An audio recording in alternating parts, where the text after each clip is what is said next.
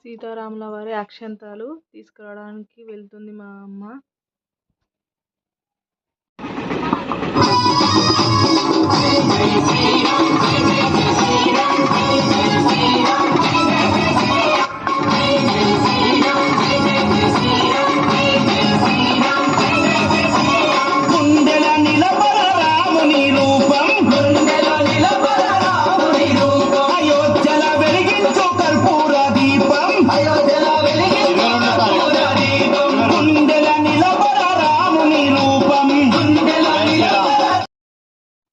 అక్షంతాలు తీసుకొని ఇంట్లోకి వస్తుంది మా అమ్మ.